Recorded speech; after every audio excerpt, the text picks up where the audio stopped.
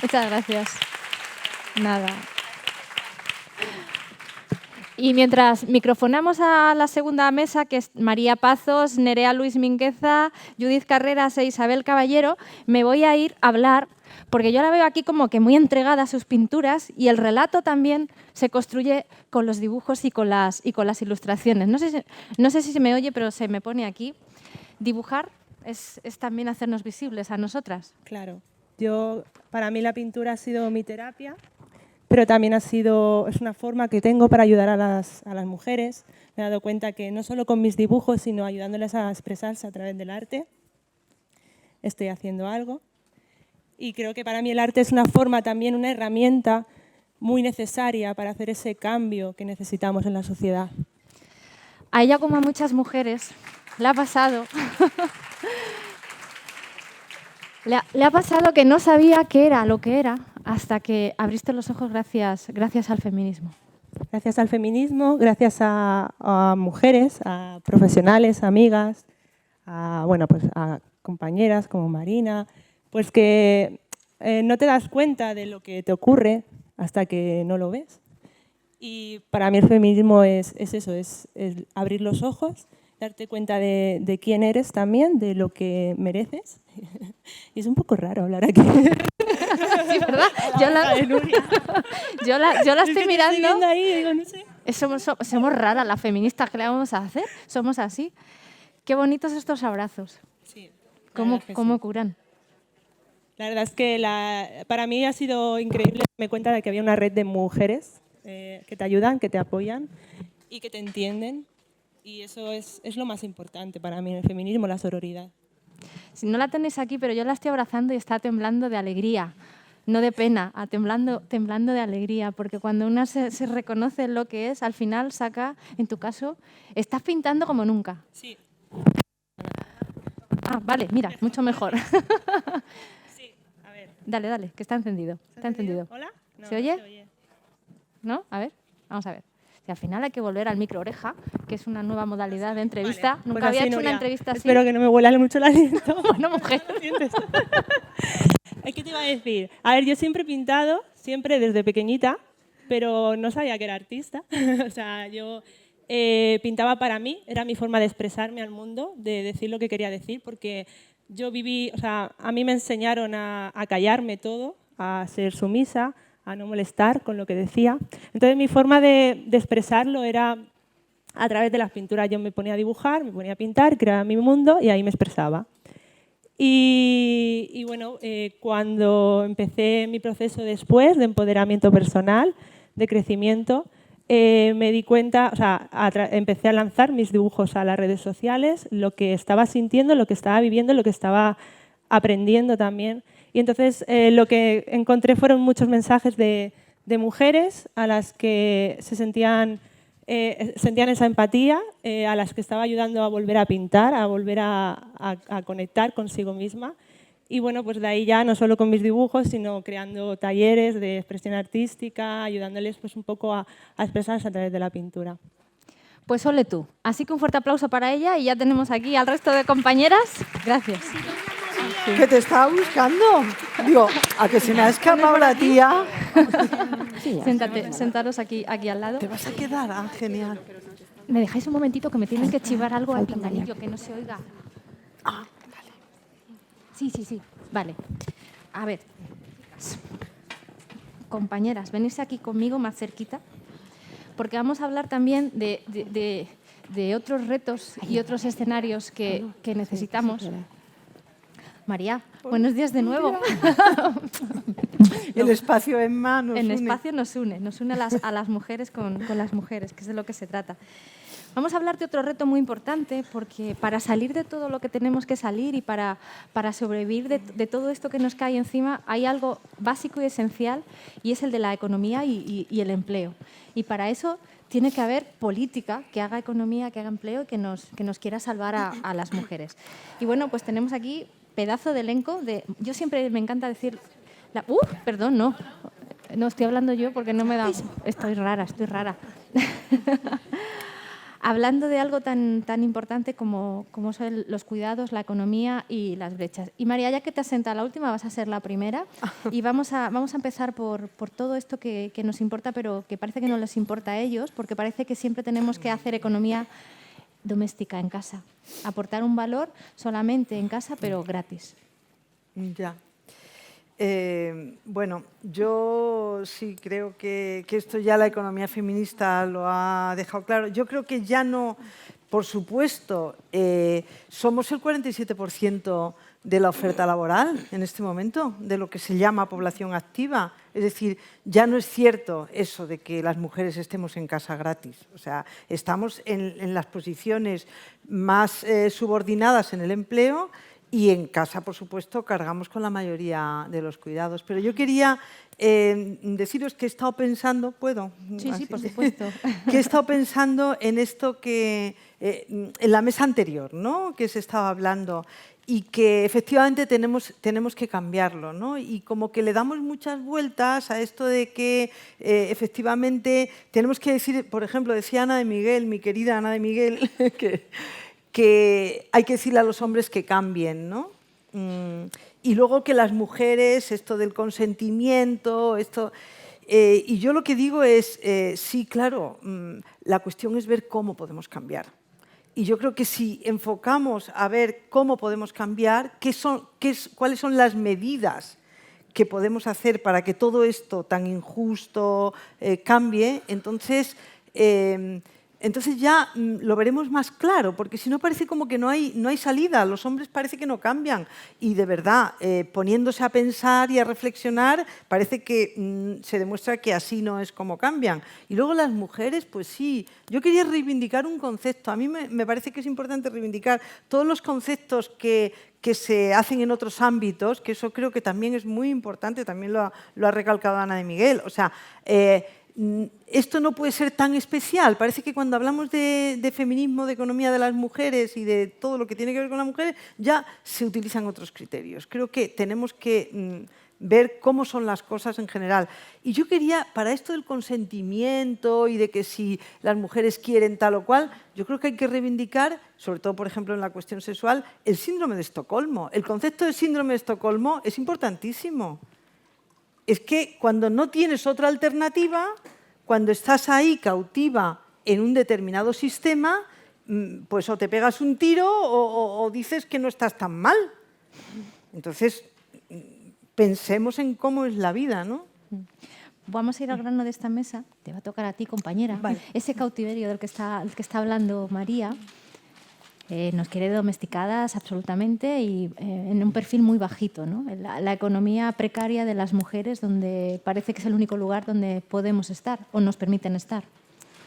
Bueno, o sea, a ver, yo es que, claro, vengo de un mundo casi privilegiado, o sea, porque mi sector es el tecnológico, entonces es verdad que, o sea, quizá lo que más haya podido vivir es más la parte de represión, ¿no? Pues somos muy pocas. Entonces, claro, o sea, yo no estoy acostumbrada a ver una sala así llena de mujeres cuando yo voy a eventos. Estoy acostumbrada a ver a 10, con suerte, 15, y dependiendo de la temática, ¿no? Entonces, creo que es algo que sí, que debemos reivindicar, ¿no? Pero creo que debemos también exigir un cambio de mentalidad en cómo la mujer se enfrenta a estos retos nuevos, ¿no? O sea, tenemos como mucho miedo, también, porque el sistema también nos lo ha inculcado, ¿no? O sea, nacemos, nos desarrollamos y nos empiezan a decir, ten cuidado con esto, no te manches, este cable, cuidado porque no sé qué, esta herramienta, mejor hazlo con tu padre, ¿no? Entonces, eso también te sesga muchísimo y al final hace que decidas pues, que igual la ingeniería no es lo tuyo, ¿no? O igual la tecnología no es lo tuyo, o esto que es tan nuevo, igual necesito a alguien que me lo explique. Y entonces que te quedas como en un segundo plano.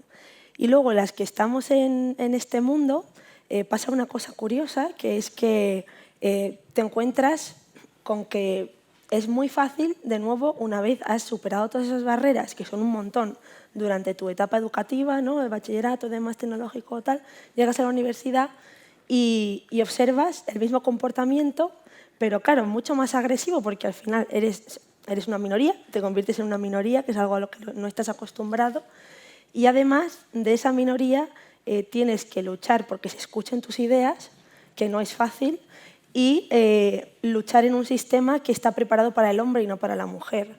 Y sobre todo cuando es el entorno como más académico, ¿no? Donde tienes que conseguir también una serie de hitos para, digamos, progresar en tu carrera científica, que ha sido mi caso. Y llegas, voy a pues, nombrarla porque no ha habido tiempo, pero Sí. vamos, tiene un currículum así como de poquita cosa. Ella se dedica a una cosa como es investigar la inteligencia artificial. Sí, sí, sí. Ahí ella, con un par de ovarios, di que sí. Por eso, en ese mundo STEM, donde casi no estamos, pero espero que empecemos a estar, hay que apostar por él. Por eso esa discriminación, ¿no?, a la que tú te estás refiriendo. Claro, o sea, que al final, por eso decía que el mundo, a ver, yo vengo del mundo científico, pero más en la rama tecnológica. Entonces, claro, yo me enfrento a cuestiones cuando hablo de feminismo y lo sacas sobre la mesa, es que se echan a temblar. O sea, a ver, yo he estado durante 10 años, desde que entré en la carrera de informática hasta que ahora voy a leer mi tesis la semana que viene, por fin, es que he estado en un campus de ingenierías donde las mujeres, bueno, ahora somos un 20, creo un 25, porque metieron recientemente posgrados como de bioingeniería y tal, que atraen muchas mujeres. Pero es que antes éramos muy pocas y los departamentos siguen siendo muy pocas, y luego hay un efecto que se llama el efecto de la tubería, ¿no?, del goteo, en el que según vas avanzando en la carrera científica te encuentras con todas estas trabas, ¿no?, de pues, cuando las que decían tener hijos, pues ya no te pueden, ¿no?, ir de estancia, es mucho más complicado, o te quedas como en ese segundo plano de, bueno, yo no voy a tomar la decisión, ¿no?, que me llegue o que lo haga otro, porque al final psicológicamente yo lo que más he sentido es que te cansas el doble. O sea, que cuando tienes que estar en una sala, al final, rodeada de hombres, estás acostumbrada, pero estás acostumbrada a estar también en un segundo plano. Y cuando tienes también un carácter fuerte, que ha sido, creo, mi caso, y por eso también he reivindicado mucho el feminismo dentro de, bueno, de los grupos en los que he estado y demás dentro de la universidad, de verdad creo que es algo que se echan a temblar. Y yo te voy a contar una anécdota y ya con esto termino.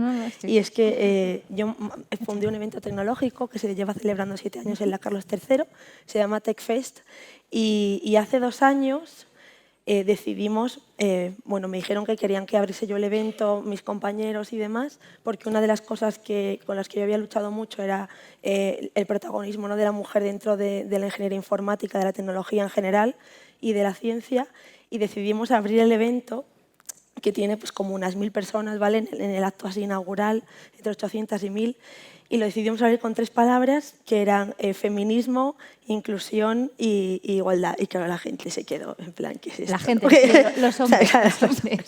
Claro, o sea, pero cuando haces eso, ¿no?, y detrás de ti tiene que salir el director de la Escuela Politécnica a hablar. Anda tú, qué lista. Claro, se tiene que posicionar, tiene que decir, ostras, es que igual esto que están diciendo, ¿no?, porque todo era un discurso diciendo, tenemos que hablar de las personas que hacen tecnología y no solo de tecnología, porque ahí es donde se nos ve y ahí es donde vamos a estar también más cómodas. Y claro, de repente les cambias la forma de cómo perciben todo el entorno, ¿no? Y entonces empiezas a visibilizar pues, todos estos logros que igual de otra forma no se hubiesen visibilizado. Y fue una herramienta muy buena porque sin darnos cuenta realmente, o sea, era una cosa como casi un capricho, ¿no?, que queríamos hacer, de repente nos empezaron a llegar muchísimos mensajes a través de las redes y allí in situ en el evento, de muchísimas mujeres que o bien estaban viendo el evento por streaming o estaban allí diciendo, jolín, es que nos habéis dado voz ahora mismo para hacer esto en otros eventos y que ya no sea como lo raro, ¿no?, que se hable de feminismo y tecnología. ¿Por qué no se va a hablar de feminismo y tecnología? Y yo creo que es algo muy importante y es algo que además nos va a ayudar a que estemos en esos órganos, digamos, directivos y que están diseñando el futuro, que es que no estamos. Que no estamos, ¿no? No. Especialmente, bueno, buenos días a todas. Yo quería agradecer a la organización que haya tomado en consideración, no sé si se me oye. Sí, ahora sí. Precisamente ese no estar, ¿no?, de las mujeres con discapacidad, no solamente en el empleo. Yo quizás voy a aprovechar estos minutos que me vais a dar, no solamente para centrar el tema en la exclusión en el ámbito del empleo, sino también en muchos otros ámbitos donde las mujeres con discapacidad, que en España son 2.300.000, se estima que en todo el país hay 4 millones de personas que tienen algún tipo de discapacidad reconocida, de las cuales el 60% son precisamente mujeres, ¿no? Y bueno, no están en el empleo, pero tampoco están ni siquiera como mujeres, ¿no?, que es quizás la reivindicación más inicial que el movimiento feminista de la discapacidad ha reivindicado desde sus inicios, porque cuestión importante es que quizás la discapacidad tiene tal vis atractiva que parece que cualquier tipo de problema, cualquier tipo de planteamiento o proyecto de vida que te puedas hacer cuando tienes discapacidad va a girar siempre en torno a la idea de la discapacidad. Y por lo tanto, desaparece falsamente la existencia de género, de hombres y mujeres, y lo digo falsamente porque en última instancia todo sigue un patrón, que es un patrón claramente masculino, androcéntrico, y bueno, y eso se ha quedado plasmada en políticas públicas que se han puesto en marcha desde el ámbito de la discapacidad, pero también en temas de igualdad de género, y capacitistas por otro lado, es decir, tenemos que luchar contra el patriarcado, pero también contra el capacitismo social, ¿no? Y esa es la interconexión que ha sido complicada y que, bueno, el feminismo de la discapacidad ha tenido que luchar mucho para hacerse ver y para ocupar su espacio dentro del propio movimiento de derechos humanos de la discapacidad en España, porque consideraban que era algo casi innecesario, que bastantes problemas había que enfrentar con el tema de la exclusión por razón de la discapacidad, de tal manera que cualquier otro tipo de discriminación quedaba fuera, ¿no? Entonces, esa lucha, ¿no?, o esa idea de que hay que trabajar en compartimentos estancos o que hay que establecer o crear una agenda de reivindicación política sobre la base de una sola dimensión, ha impregnado el trabajo de muchas organizaciones de personas con discapacidad durante muchos años, a pesar de que el movimiento de mujeres, este movimiento es un movimiento crítico que se gesta y que no es nuevo, de hecho surge en la década de los finales de los 80, principios de los 90, cuando empiezan las mujeres con discapacidad en nuestro país a organizarse, pues lo que pone sobre la mesa es que, bueno, vamos a hacer una crítica a cuáles son la agenda política de nuestras organizaciones representativas, fundamentalmente, ¿no? Y por qué no estamos tampoco en la agenda política feminista. Obviamente ha sido un proceso de conquista que ha sido paulatino y también de dar a conocer y de reflexionar las propias mujeres, ¿no?, que no ha sido sencillo. Pero obviamente no estamos ni en el ámbito del empleo, pero tampoco estamos aunque sí, y ya quizás voy a tener tiempo un poco para comentar posteriormente cuáles realmente las contribuciones que las mujeres con discapacidad hacen a la economía, ¿no?, en los países desde lo oscuro, desde lo ignoto, ¿no?, lo desconocido. Y por otro lado también quizás puntualizar o dejar algunas pinceladas, me parece que es importante, sobre cuestiones relacionadas con la violencia y algunas formas de violencia estructural, ¿no?, de violaciones reales de los derechos humanos que están incluso consagrados en nuestro ordenamiento jurídico y que siguen vigentes, ¿no?, y que creo que vamos a tener oportunidad quizás de desgranar.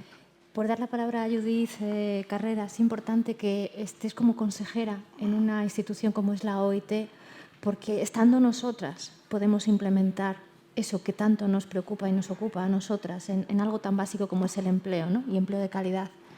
Bueno, en primer lugar, buenos días a todas y a todos. La verdad es que es un placer estar aquí esta mañana y agradezco la invitación a la Federación de Mujeres Progresistas. Hay que decir que el título de esta ponencia, además, diríamos, ¿no?, es interesantísimo y da para hablar de muchos aspectos, ¿no?, que eso, ¿no?, de distintas dimensiones, además de mucha relevancia, si me permites, ¿no? La primera cuestión, claro, que señalaría, y lo comentaba María Pazos antes, ¿no?, el tema de la economía y la participación de las mujeres en el mercado de trabajo. Y lo vemos en este país. Desde que empezamos a entrar en el mercado del trabajo, nuestra participación, diríamos, ha sido imparable, ¿no?, en el porcentaje de mujeres que participamos en el mercado de trabajo.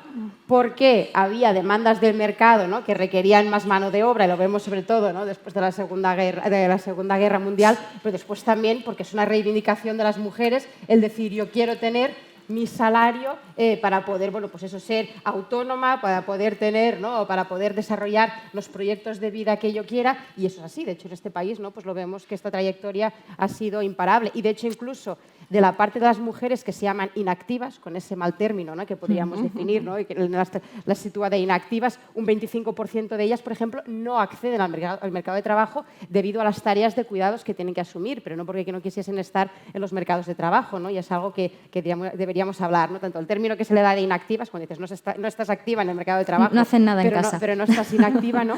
En cualquier caso, yo creo que el tema que deberíamos hablar, ¿no?, es qué sucede cuando nosotras entramos, ¿no?, a trabajar en el mercado de trabajo y en qué condiciones se produce esa. Claro, el tema es que los datos son bastante reveladores y aquí es donde entramos en la dimensión de las brechas, ¿no? Seguimos viendo que en la brecha que hablaríamos por hora, es decir, si calculamos todo lo que ganan los hombres, ¿no?, y las mujeres por hora, hay una diferencia de un torno a un 15% en este país. Si vamos a lo que es la brecha por mes, esta se acentúa, va incluso hasta un 25%. Y si vamos a la brecha por año, todavía esa brecha es más alta. ¿Por qué sucede? Pues porque además, y habría que analizar las razones. En gran parte, pues porque las mujeres, si bien acceden al mercado de trabajo, suceden dos cuestiones. Lo hacen normalmente pues, en contratos más a tiempo parcial, porque justamente, ahora después lo veremos, asumen, ¿no?, trabajos de cuidados en casa y además también en sectores que se consideran más feminizados y que tienden a tener una valoración social menor y una peor remuneración. Con lo cual, ¿no?, cuando hablamos de tema de economía y de brechas, hay toda una dimensión que seguimos viendo de brecha salarial. Pero es que la brecha salarial no solamente afecta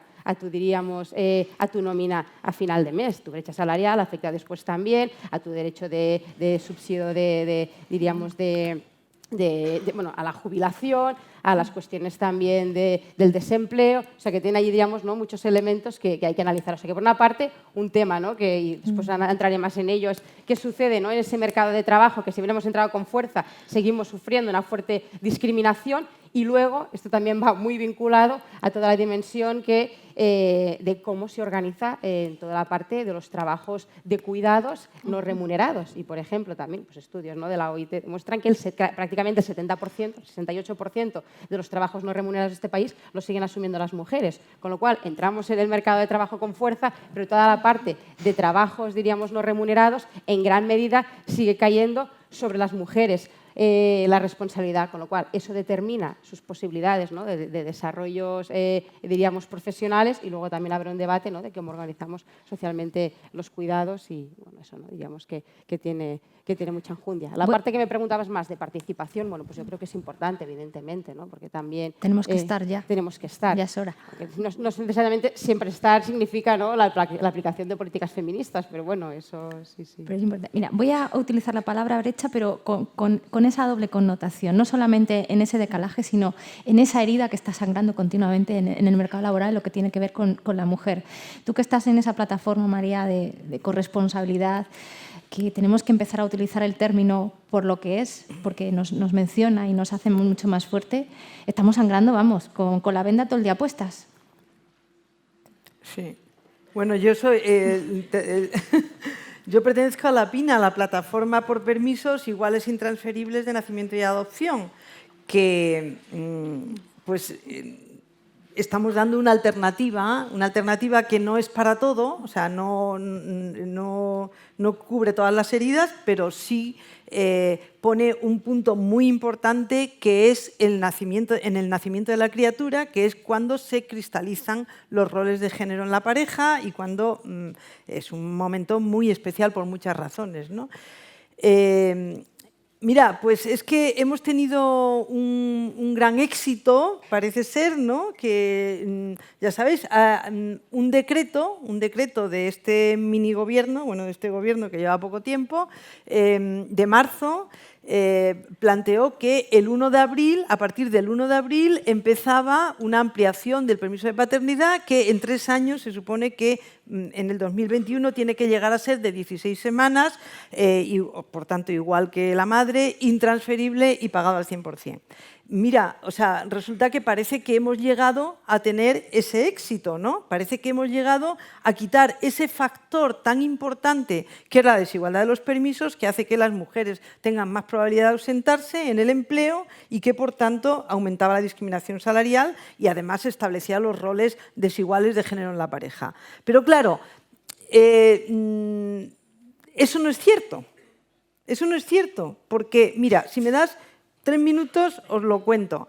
Resulta que, o sea, tenemos que ver, cuando hablamos tenemos que imaginarnos a la gente y efectivamente ver cuál es la realidad, ¿no? Mira, ayer salió, y estamos en el espacio ESMA, que yo, por supuesto, soy fan del espacio ESMA y agradezco siempre venir aquí porque me parece que es fundamental. Este es el sitio donde tenemos que estar, un sitio donde por encima de todo se pone la justicia social y la justicia de género está completamente ligada a la justicia social. Y bueno, está muy bien que yo felicito a las mujeres progresistas por haber organizado esto y agradezco que me hayan invitado. Bien, pues mira, ayer salieron los datos de la encuesta de condiciones de vida de 2018. y nos cuentan, por ejemplo, o sea, aparte de contarnos la pobreza, la exclusión social en las familias, que luego podemos ir a esto, pero resulta que en 1918 hay un 15% de las familias que llegan con facilidad o mucha facilidad a fin de mes. Esto es importante, porque ¿qué permisos tenemos ahora? Estos permisos que nos ha puesto el decreto. Bueno, parece como que ahora los hombres se van a poder encargar de las criaturas igual que las madres, ¿no? Parece ser, ¿no? Bueno, pues resulta que hay muchas trampas para que eso no sea así. Para que o bien se los tomen cuando la madre está en casa, por tanto las madres van a seguir siendo las cuidadoras principales, o bien ponerles trabas para que sea de otra manera y para que te los puedas tomar cuando tú quieras, cuando le conviene a la criatura. Pero a la traba que voy, porque hay muchas, pero la traba que voy, que es importantísima, es, o sea, os he dicho, ¿no? ¿Cuántas familias llegan a fin de mes? Un 15% de las familias llegan a fin de mes, ¿no? Bien, a fin de mes con facilidad. Pues resulta que el decreto dice que o sea, tú vas a poder tomarte 6 semanas, van a tener que ser con la madre porque van a tener que ser al principio. De eso no te vas a poder guardar nada, ni 4 para luego sustituirla. Pero es que resulta que sí, te lo vas a poder tomar las 16 semanas junto con la madre, cuando está ahí. Vale, entonces vas a estar disponible para la empresa, claro, porque va a poder tirar de ti total con la madre está en casa. Pero imaginemos, dice el decreto, sí, tú puedes tomarte 6 semanas a partir del nacimiento y luego te puedes guardar las otras 10. Para luego, y con una flexibilidad tremenda a lo largo del primer año de tomártelas incluso por semanas. Vale, muy bien, qué bien, ¿no? O sea, parece ser que entonces luego los padres se lo van a poder guardar para cuando la madre vuelva al trabajo. Bueno, pues dice el decreto también que como fracciones tu permiso, ya no te lo van a pagar mes a mes, sino que ya no te van a pagar nada hasta que no termines de tomártelo todo. La trampa, de nuevo. ¿Cuánta gente llega a fin de mes? Un 15% con facilidad. O sea, vale, entonces, ¿se lo van a poder tomar los padres o se van a ver obligados a tomarse ese permiso 16 semanas a partir del nacimiento? ¿Para qué va a valer ese permiso? Ese dinero público que se va a utilizar no va a redundar en que los hombres asuman corresponsablemente, se queden una parte al tiempo del bebé, sino que van a tener que estar junto a la madre, por tanto van a seguir cuidando a las madres. Pero la otra cara de la moneda es que ellos van a estar disponibles para la empresa. O sea, vamos a estar pagando los permisos a las empresas para que les salga gratis cuando los hombres tengan que ir a trabajar. Entonces, ¿cómo es posible que no permitan que los hombres se ocupen a los bebés? Y vuelvo a lo mismo y con esto termino esto. O sea, vuelvo a lo que estábamos hablando antes. Le decimos a los hombres que tienen que cambiar. Vale, les decimos a los hombres que tienen que cambiar. Y entonces hay un hombre que dice, vale, muy bien, yo me quiero tomar de esas 16 que me van a dar tan maravillosas semanas, yo me quiero tomar 2 mientras la madre se recupera del parto para estar ahí cuidando, ¿no? Y una vez que mi mujer se recupera del parto, me quiero guardar otras 14 para luego ser corresponsable y quedarme a tiempo completo a cargo de la criatura para que ella, que quiere, se pueda volver a trabajar. ¿Vale? Pues eso es imposible. Te lo prohíben, nos lo prohíben. Entonces, ¿podemos decirles a los padres que sean corresponsables? ¿Podemos decirles a las mujeres, a los hombres que se pongan a reflexionar y cambien? Si reflexionen mucho. Es verdad que ellos no tienen muchas ganas de encargarse, también es verdad eso, pero también es verdad que cuando les das la oportunidad, lo hacen, y que si no les das la oportunidad, no puedes decirles luego que son culpables cuando no se lo tomen, o cuando se lo tomen cuando la madre, que esto es lo que viene después. Dentro de un año dirán, hay muy pocos hombres que se lo toman. Claro, pero si luego no te van a pagar, si vas a estar 2 meses y medio sin cobrar, si, etcétera, etcétera. Hombre, por favor. Entonces, importante. O sea, la frase es la economía, queridas. No voy a decir es la economía imbécil porque eso es horrible, ¿no? Es la economía, queridas. O sea, tenemos que poner las medidas concretas que nos hagan que de verdad se pueda cambiar. No decir que estamos por la igualdad y luego poner medidas que impiden y prohíben la igualdad. Voy a unir ese concepto que acabas de decir, María, contigo, Nerea, en un sector como es el STEM, como son las nuevas tecnologías y demás, porque tiene que ver muchísimo también con esa educación. A las mujeres se nos dice desde los 3 años, simplemente desde que nacemos, que ya nos ponen unos pendientes y nos ponen un color y otra, a lo que vamos a dedicar nuestra vida. Cuando tú te sublevas a esa realidad que te quieren imponer, te encuentras también con una barrera pues, difícil de superar. ¿Dónde está ese balancín para que tú digas, me da lo mismo, me voy a comer esa pared y la voy a romper a golpes, ¿no? Yo creo que hay varias fases. O sea, de hecho, ahora se han hecho muchos estudios con esta feminista que está por primera vez, digamos, segregando datos por género, que es una cosa que no se hacía en el entorno, bueno, educativo casi ninguno realmente, pero además en el tecnológico, ¿no? Y se está analizando muchísimo, por ejemplo, pues todas estas, cuando decimos STEM, es Science, Technology, o sea, ciencia, tecnología, matemáticas, ¿vale? Y lo que sucede es que a los 6 años, se ha constatado con un estudio, a los 6 años las niñas se sienten inferiores intelectualmente que los niños, en todo lo que tiene que ver referente a matemáticas, ciencia y demás. Discúlpame, tú no te sentías así, ¿verdad? No lo sé, es que no me acuerdo, la verdad. Pero a mí me gustaban mucho las matemáticas, pero es verdad que cuando vas a los coles, ¿no? Yo ahora voy, bueno, y muchas de nosotras vamos a muchos coles o a institutos a hablar, y es verdad que es muy fácil percibirlo. Y dices, jolín, si lo percibo yo, que ni siquiera soy experta, ¿no? No sé, en materia educativa o pedagógica, ¿cómo no nos hemos dado cuenta antes, ¿no? ¿Cómo estaba tan normalizado? Y eso es el primer miedo, o sea, lo normalizado que está, el que se consideraba totalmente normal que las chicas no quisiesen dedicarse a una ingeniería o a una carrera de ciencias o a ser investigadoras, ¿no? Sobre todo en campos de estos de ciencias duras, o sea, no estoy hablando ya de ciencias de la salud donde sucede casi el efecto contrario. Entonces ahí te das cuenta de que al final cuando te pones a analizarlo desde la perspectiva de género, que es algo que claro que no se había hecho, empiezas a encontrarte con la condición de la familia, ¿no? Pues la familia que te... Jolín, pues claro, ¿cómo vas a elegir una rama pues donde vas a estar tú sola? ¿Y tus amigas qué van a hacer? ¿Y tú te vas a quedar ahí sola?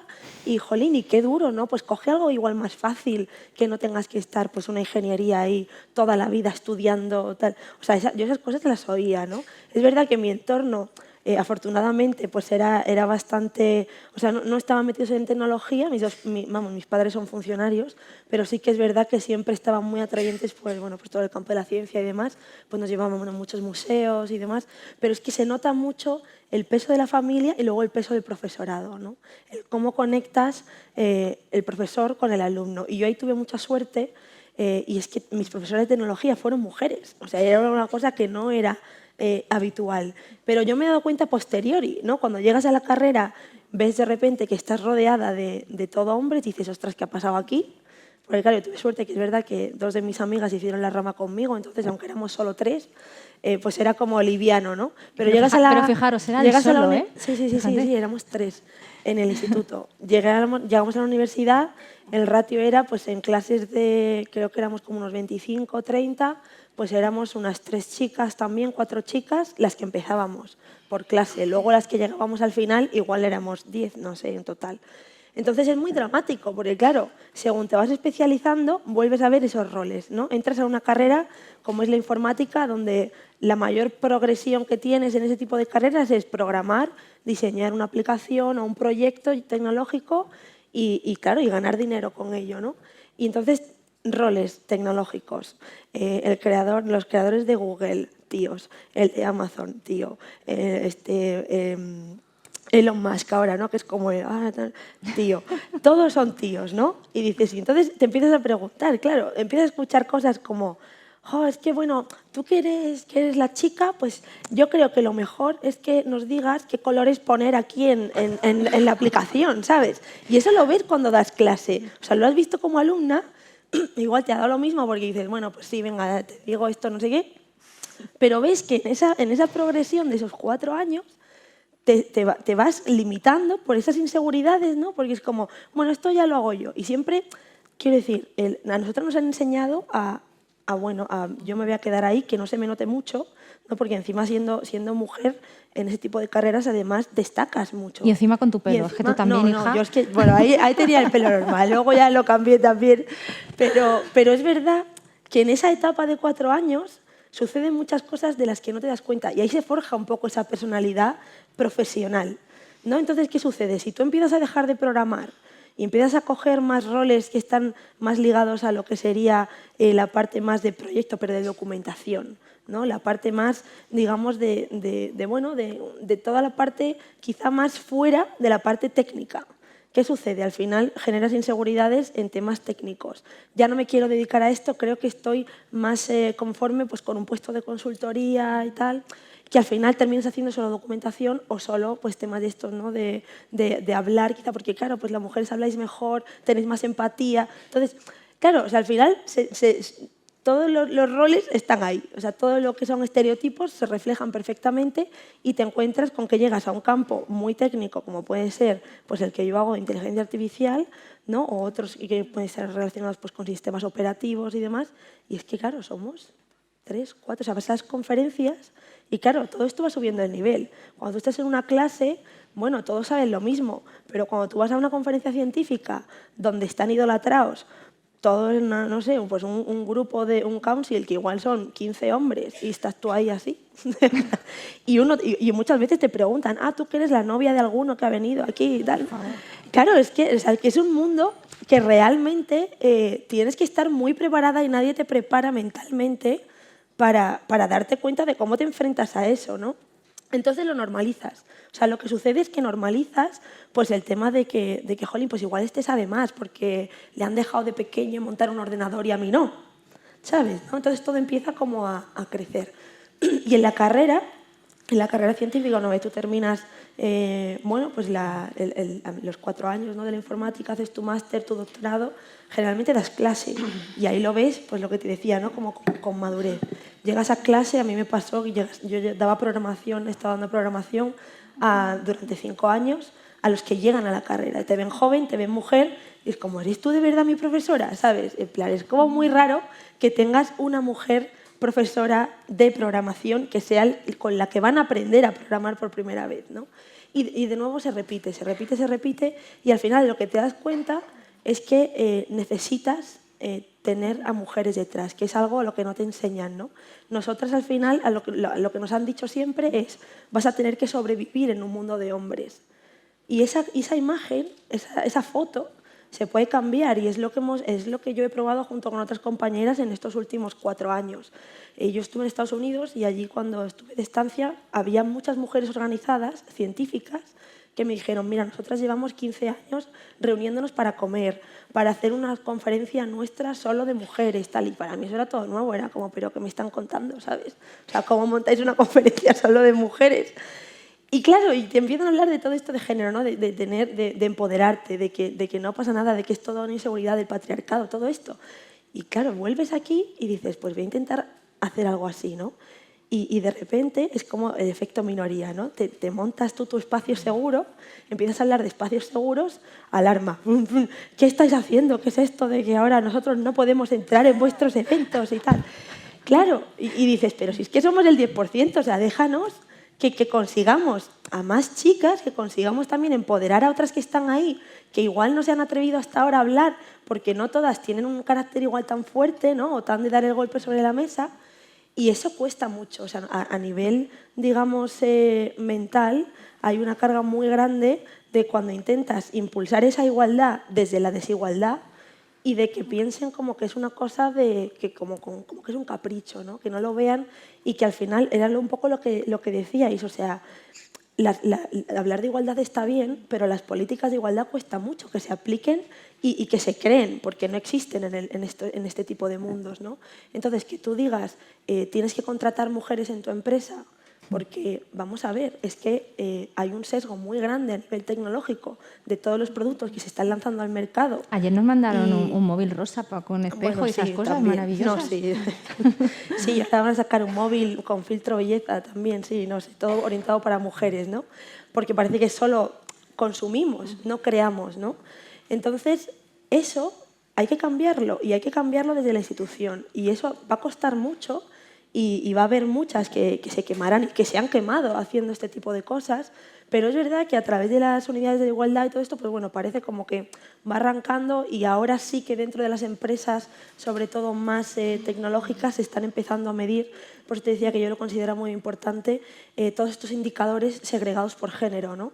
Porque no es lo mismo, claro, cuando tú estás en un espacio como este, yo me puedo sentir muy, digamos, muy tranquila y decir, jo, he tenido este problema, tengo muchísimas mujeres con las que hablarlo, que además están formadas en temas de género, pero a mí me pasa algo en una empresa en la que soy la única mujer desarrolladora en un entorno todo completamente de hombres, mi jefe es un hombre, el que está por encima es un hombre, y la única mujer que puedo ver a mi lado es la de marketing o la de recursos humanos, y me van a decir, es que, no sé, pues igual es una cosa tuya, ¿no? Que, entonces, con eso hay que tener muchísimo cuidado, y es una cosa que hay que visibilizar, y yo de verdad os doy las gracias porque cuesta mucho desde el mundo tecnológico abrirnos, porque nosotras al final nos hemos quedado como muy lejos de todos estos espacios quizá más relacionados con las ciencias sociales, ¿no?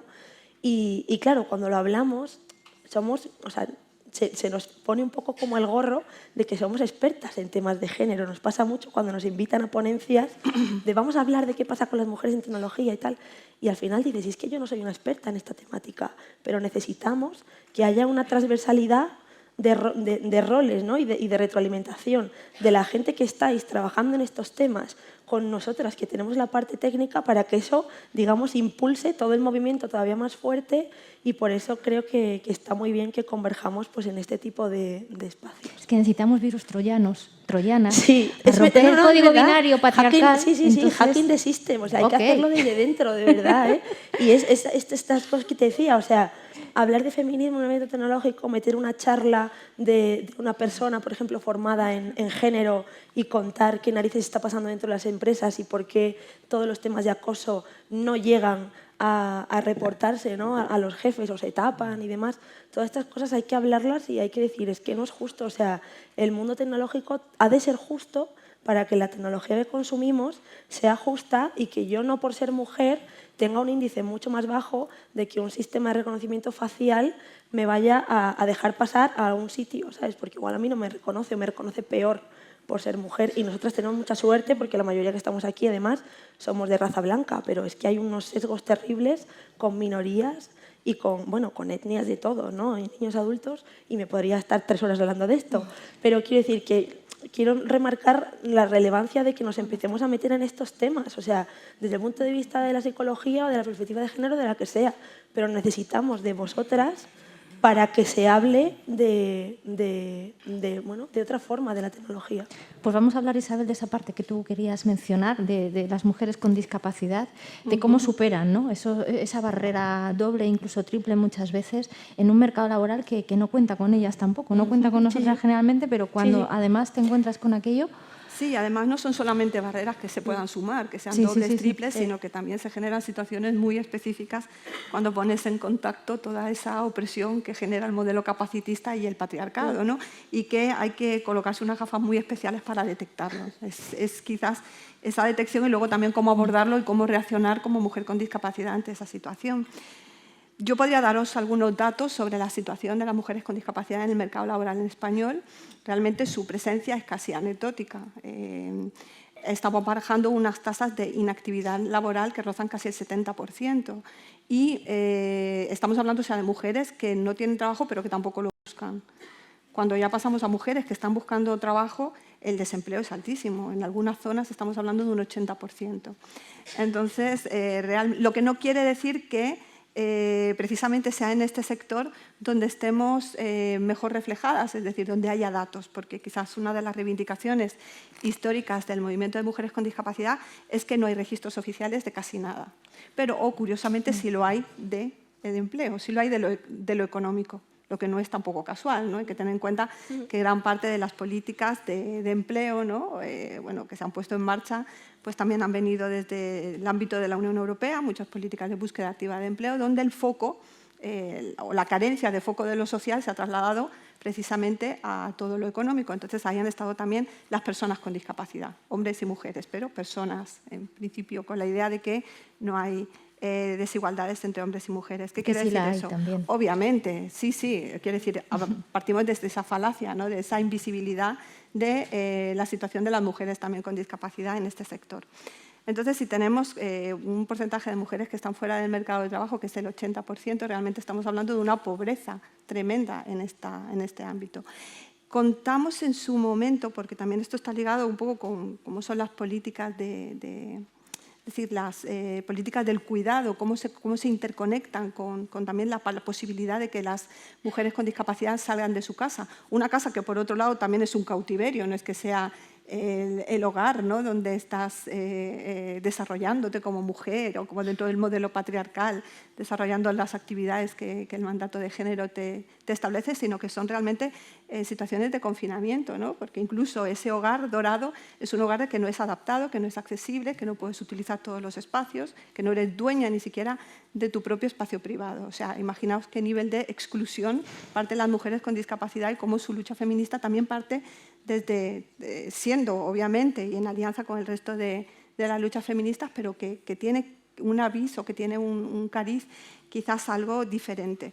Pues lo que os comentaba, tuvimos en el año 2006 la oportunidad, ¿no? de una nueva ley, que era la Ley de Promoción de la Autonomía Personal y de Atención a Personas en Situación de Dependencia, que recordad que el título de la ley, la primera parte de la ley, habla de precisamente la autonomía personal, que en algún momento el propio movimiento de la discapacidad lo recibió con muchas expectativas, siendo también muy conscientes de los déficits que tenía, pero el hecho de que se hablara de autonomía personal en este país para las mujeres fue muy importante, porque por un lado, y el propio cariz de la ley, ¿no? Tal cual estaba concebida inicialmente, se hablaba de esos apoyos necesarios para la educación y para el empleo, fundamentalmente, o sea, nuevamente se hablaba del empleo, pero había una parte importante de hablar de autonomía y de empoderamiento de mujeres con discapacidad también para prevenir y para reaccionar ante situaciones como, por ejemplo, de violencia. Son mujeres que, debido a esa precariedad y la falta también de redes sociales, se ven abocadas a llevar una vida inmersas dentro de un seno familiar que a lo mejor no siempre es el elegido. Sin que esto sea una crítica, entendiendo que el modelo de bienestar español es tan precario que al final las familias son el colchón de apoyo de las personas, hombres y mujeres con discapacidad, pero también es el foco fundamental de sobreprotección y también de violencia. Entonces era una ley que vino o que estaba llamada quizás a poder romper con esas situaciones, ¿no? De poder ir a formarme, de poder conseguir un trabajo, de contar con una asistencia personal que me permitiera llevar un proyecto de vida propio, de poder salir de mi casa, de a lo mejor zafarme de la violencia que estaba siendo víctima, ¿no? En mi entorno familiar. Pero si revisáis los datos estadísticos de los programas de atención individualizada, la asistencia personal, por ejemplo, o las medidas adoptadas o los programas de autonomía o de empoderamiento realmente han sido mínimos, no llegan ni siquiera al 1%. Entonces se puso todo el peso precisamente en la atención, vistas las personas con discapacidad, una vez más, como sujetos pasivos, personas que tenían que ser cuidadas, obviamente. Son personas en muchas ocasiones que deben ser atendidas y fundamentalmente por otras mujeres. Pero también aquí queríamos, de hecho cuando se aprobó la ley, yo creo que muchas de las que estamos aquí recordamos que nos asustó un poco el hecho de que se hablara del cuidado familiar, ¿no? Que apareciera ahí, aunque aparecía de una manera excepcional, pero que la ley recogiera pues, los cuidados informales, los cuidados familiares, ¿no? Como una parte más de los servicios que se podían prestar. Y que la ley habla de excepcionalidad de estos cuidados familiares cuando se han convertido en la regla. Yo creo que en casi, aunque hay desigualdades territoriales, pero la ayuda económica por cuidado, al cuidador, a la cuidadora del entorno familiar, pues es una de las más prescritas, por así decirlo, ¿no? Es decir, que hemos vuelto otra vez a un modelo de cuidados también donde está la mujer presente, mujer con y sin discapacidad, que es lo que voy a también contar a continuación, y además en una situación de precarización total. Y recordar que en el año 2012 incluso las cotizaciones a la Seguridad Social desaparecieron para estas cuidadoras, ¿no? Que ha sido retomado en la actualidad. ¿Qué decía yo en relación a que no solamente tenemos que fijarnos en cómo producen o cómo, digo producen porque estamos hablando del ámbito de lo productivo, del empleo, las mujeres con discapacidad dentro de lo ordinario, es decir, dentro de la centralidad del mercado, huyendo de esa centralidad del mercado, qué es lo que se está produciendo, qué bien esos servicios también se dan dentro del hogar. Porque a mí también me gustaría que tuvierais esa foto fija de una mujer que a lo mejor va con un andador por su casa, una mujer ya mayor, que está cuidando a su madre de 90 años que tiene Alzheimer. Es decir, una mujer con discapacidad cuidadora de otra gente, de otras personas de su entorno, ¿no? Entonces, eso es una imagen que nosotras vemos con frecuencia, ¿no? Y que yo creo que la sociedad no está muy acostumbrada a ver, porque siempre la discapacidad aparece como la parte pasiva que hay que atender. Obviamente hay una parte que es cierta, pero también tenemos que recuperar toda aquella aportación que realizan las personas, las mujeres con discapacidad sobre todo, a la sociedad y que no está visibilizada. Y no está visibilizada por el modelo productivo en el que vivimos, pero también por el patriarcado. Entonces, porque los mandatos de género con los que ha sido socializado las mujeres con discapacidad son exactamente los mismos que el resto de las mujeres, pero en ocasiones de una manera un poco perversa o hipócrita. De tal manera que cuando eran jóvenes o cuando se les ha dicho, bueno, tú no vas a poder trabajar, formarte, no vas a poder tener pareja, tener hijos, formar una familia, tener un proyecto de vida propio. Es decir, determinadas cuestiones que incluso llegan a ser mandatos directos de obligado cumplimiento al resto de las mujeres, a las mujeres con discapacidad el patriarcado les está diciendo lo contrario. Y esto es patriarcado también, solo que funciona de una manera diferente. Entonces, eso está en los derechos sexuales y reproductivos, creo que es una cuestión clave, pero también está en todo el tema del cuidado. A las mujeres, yo recuerdo una mujer que me decía, es que a mí con 20 años me decía, tú no vas a poder llevar una vida independiente porque no tienes capacidad de autocuidarte. Dice, y milagro, cuando tengo 60, de repente me convierto en alguien apto no solo para autocuidarme, sino para cuidar a todo mi entorno, porque estoy cuidando a mis padres mayores, sobrinos, sobrinas. Entonces, esta es cómo funciona de manera hipócrita, ¿no? Cómo realmente te están incapacitando para llevar una vida como cualquier otra mujer, pero sin embargo el mismo modelo. Por eso yo digo que no es solamente sumar o triplicar discriminaciones, sino ver cómo interactúan las opresiones, cómo aquí el capacitismo y el patriarcado te están dando unos mandatos que son mandatos machistas y que sin embargo pueden funcionar de una manera diversa. Te voy a tener que cortar y me vas a matar, yo lo sé, porque estás diciendo unas cosas súper interesantes y además porque no estamos acostumbradas a poner el foco y ni siquiera a conocerlo, pero es que se nos acaba el tiempo. Y Judith, yo quiero que con toda esta diversidad de lo que has escuchado aquí, de mujeres con 45 años que se encuentran, que las echan del mercado laboral porque ya somos viejas, de mujeres con discapacidad, de mujeres que tienen que romper la brecha en casa para poder llegar a donde son, de esas corresponsabilidades, ¿dónde tenemos que estar poniendo el foco para poder salvar todo esto? O sea, ¿cuánto tiempo me das? En 4 minutos. Y ahora sí, y acabas, María. Pues yo creo que voy un poco incluso a lo que comentaba al principio. Creo que muy difícilmente vamos a resolver algunas de las discriminaciones que estamos sufriendo en el mercado de trabajo si no vemos también cómo se organizan los cuidados no remunerados. Y es así, o sea, que una de las cuestiones fundamentales es abordar eso. La sociedad no puede funcionar sin los cuidados y la cuestión es que gran parte de esos cuidados las han venido asumiendo las mujeres, diríamos, de forma no remunerada, ¿no? Y entonces la cuestión aquí es, y eso ha, diríamos, determinado su participación en el mercado de trabajo. Con lo cual, ver el papel que tiene que jugar el Estado en eso, ver cómo se establecen los sistemas de corresponsabilidad dentro de la familia, ver cómo luchamos con algunos estereotipos que, por ejemplo, hacen que, y lo vemos en estudios, que cuando un hombre tiene hijos se asuma que por el hecho de tener hijos va a ser más responsable con su trabajo, incluso no se le premie porque se sabe que se va a entregar a su trabajo por eso, ¿no? De ser el ganador de pan, y en cambio la mujer, diríamos su pareja, se considera que va a ser más absentista, que va a faltar más al trabajo y en lugar, diríamos, ¿no?, de privarla esa idea de va a faltar más en el trabajo. Con lo cual, una lucha, diríamos, ¿no?, en términos de qué políticas públicas, una dimensión también centrada, ¿no?, en algunos cambios culturales que son necesarios, luego también ver el papel, ¿no?, que tienen que jugar las empresas en este sentido. Y recientemente sacamos un estudio donde incluso se decía aquellas empresas que tienen más mujeres en los órganos de dirección y que tienen políticas, diríamos, que tienen políticas de igualdad en sus empresas, ven incluso mejoras a nivel económico y ven mejoras en los resultados, que va incluso de un 5 a un 20% en función de los sectores, con lo cual incluso, ¿no?, el argumento económico queda desmontado por eso. Ver cómo luchamos también con algunas cuestiones, no solo del techo de cristal, que últimamente se habla mucho de eso, pero también con cuestiones como el suelo pegajoso, ¿no?, porque a veces se habla menos. Hay mujeres que tienen dificultades, digamos, ¿no?, en poder saltar a otros sectores y trabajar en otros sitios, o incluso lo que hemos llamado nosotros la dimensión de las paredes de cristal. tal. Incluso en empresas tecnológicas, y lo señalaba muy bien antes, cuando se ve a qué se dedican las mujeres, sí que entran en energía o en el sector de las renovables, pero entran en trabajos de recursos humanos, administrativos, lo que se llaman las funciones centrales, no más estratégicas, las siguen teniendo, ¿no?, los hombres.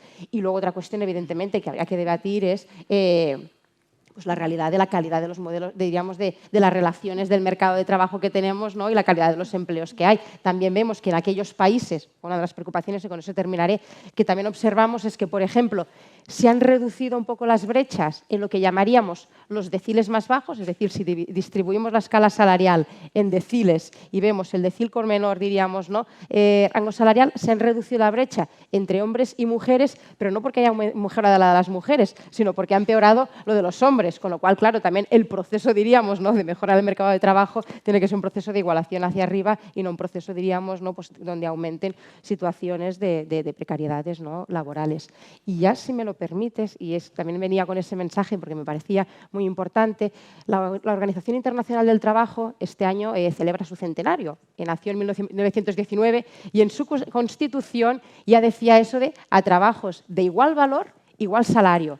No al mismo trabajo, el mismo salario, a trabajos de igual valor, igual salario. Un siglo después, ¿no?, seguimos discutiendo con eso. Pero la parte más interesante que quería comentar es que justo se aprobó la semana pasada un convenio, una norma internacional histórica, una norma internacional contra la violencia y el acoso en el trabajo, que justamente, ¿no?, bueno, pues eso, es algo, diríamos, pionero y único a nivel mundial, que su ratificación y entrada en vigor podría suponer cosas como, por ejemplo, que lo que sucedió el otro día en Iveco, donde bueno, pues conocéis la situación, y una mujer se dirige, ¿no?, a la empresa para contar el vídeo que estaba circulando, pues eso, ¿no?, que además se lo había mandado a la persona, le vienen a decir, no, esto es una cuestión de ámbito, diríamos, privado, aquí la empresa no va a hacer nada, ¿no?, resuélvetelo tú. Justamente, con, por ejemplo, la entrada de ese convenio, implicaría que los centros de trabajo tienen que actuar, diríamos, en cambiar la cultura y asumir prácticas para que justamente se acabe con la violencia, no solo la que tiene lugar, ¿no?, el acoso en el trabajo, sino incluso aquella que sucede, bueno, pues en el ámbito, diríamos, fuera del trabajo, pero que tiene repercusiones dentro. Parte importante ahora es que se ratifique ese convenio, ¿no?, y que pueda entrar en vigor, pero me parecía que era una noticia importante a comentar porque va relacionado con aspectos que salían en la otra mesa y también muy relacionados con el tema del mercado de trabajo, porque poco se habla de ello, pero en muchos casos dificultades también de acceso, ascensos en los puestos de trabajo, es justamente eso, ¿no?, para no sufrir o porque se sufren ciertas situaciones de violencia o acoso, pues o cambio de trabajo, o no me quiero ver expuestas a ciertas situaciones y dejo de hacer ciertos viajes, o aguanto ciertas situaciones por miedo a perder el trabajo, con lo cual, bueno, pues eso me parece que es un tema central también a tener en cuenta cuando hablamos de. Pues vamos a poner punto final trabajo. contigo en Lo un siento, minuto. Es que no me puedo ir de aquí sin No te contaros vayas. lo que os quiero contar. Tú cuéntanoslo, pero en un minuto, ¿eh, María? Porque mira, que se nos enfría el café. la cultura es el machismo y lo que hay detrás es la estructura que es el patriarcado. Y entonces yo sigo cómo cambiamos. Mirad, es que os quiero contar esto, porque hablando de la dependencia, el Instituto de Estudios Fiscales ha hecho un estudio que se llama La atención a la dependencia en España, evaluación del sistema actual y propuesta de implantación de un sistema basado en el derecho universal de atención suficiente por parte de los servicios públicos, con empleo público, todo empleo público. Estudio de su viabilidad económica y de sus impactos económicos y sociales. Vale. En ese estudio los resultados son: el incremento presupuestario que se necesita son 5.500 millones de euros respecto a lo que se gasta ahora. De esos 5.500 millones de euros se recuperan 4.800 millones porque se crean empleos nuevos, públicos, dignos, a tiempo completo, nuevos, 374.000 a 400.000 empleos. Vale, no. Entonces, yo, porque ahora no me da tiempo, pero yo he escrito un artículo que está en diario.es, me parece, pero si ponéis mi nombre y el título que os voy a decir es Atención a la dependencia. Si hay solución, ¿cuál es el problema? Porque este estudio no lo ha comprado nadie por ahora.